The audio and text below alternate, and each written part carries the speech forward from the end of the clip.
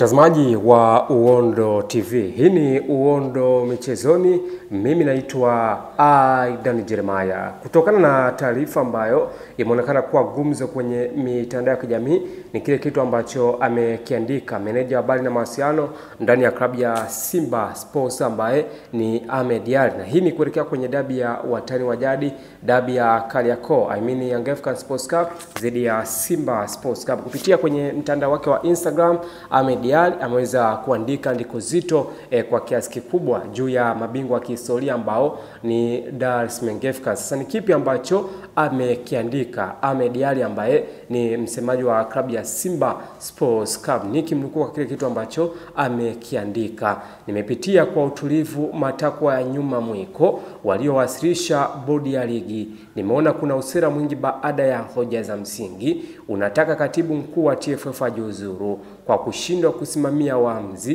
Pengine hamjui kazi za katibu mkuu. Jukumu lake ni kuandaa kozi za waamuzi, kuboresha maslahi yao na kuwazibu wanaokosea. Yote hayo yanafanyika kwa 100%. Mafanikio ya leo kwenye mpira wa miguu ni kutokana na mchango wa mtendaji mkuu akisimamiwa vema na Rais Wallace Karia na kamati yake ya utendaji.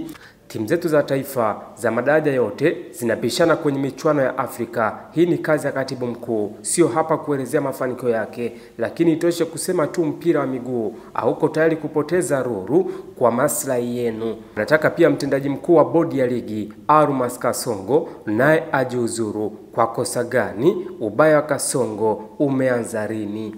Wakati mnachukua ubingwa mara 3 amkuona ubaya wa Kasongo. Kasongo huyu chini ya utawala wake ligi yetu imeshika nafasi 4 kwa ubora wa barani Afrika. Vipo vilabu vinaendesha kwa fedha kutoka kwa wadhamini waliotafutwa na bodi ya ligi ya Kasongo. Tuambie tu au jajiandaa kumpoteza Kasongo. Hivi sasa mazuri yake ni mengi kuliko ubaya mnapokadhia. Ninachokiona mimi, haya ni mapambano ya kutaka kuweka watu wenu kwenye nyadhifa hizo, na sio watende haki bali wasimamie maslahi yenu. Hatuwezi kuruhusu hilo litokee. Mikwara ya kuwa atushiriki ligi msimu ujao mpaka matakwa yao yafanyiwe kazi, huo ni mkwara wa bata. Mpira wa nchi unaweza kwenda bila wewe na watu wakafurahi. Amepotea Pan Africa, Red Star na Conspirator.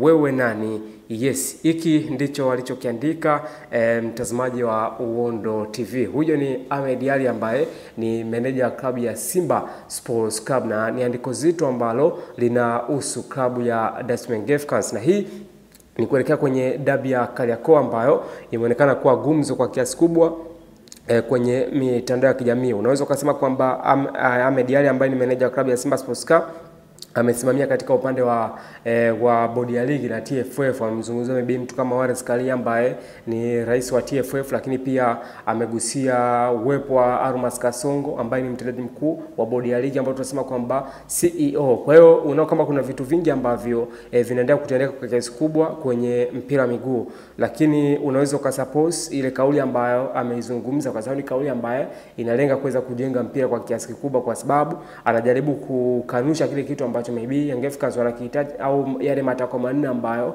walikuwa wanayahitaji kwamba watimiziwe. Lakini kumuondoa mtu kama CEO au mtendaji mkuu wa bodi ya ligi ambaye ni Arumas Kasongo sio kitu cha mchezo. Kwa hiyo inabidi waweze kutafakari kwa kiasi kubwa ili kuweza kujua kitu gani ambacho kinatokea. Mafanikio yote ambayo amezungumza ni kitu kikubwa sana ambacho amekizungumza.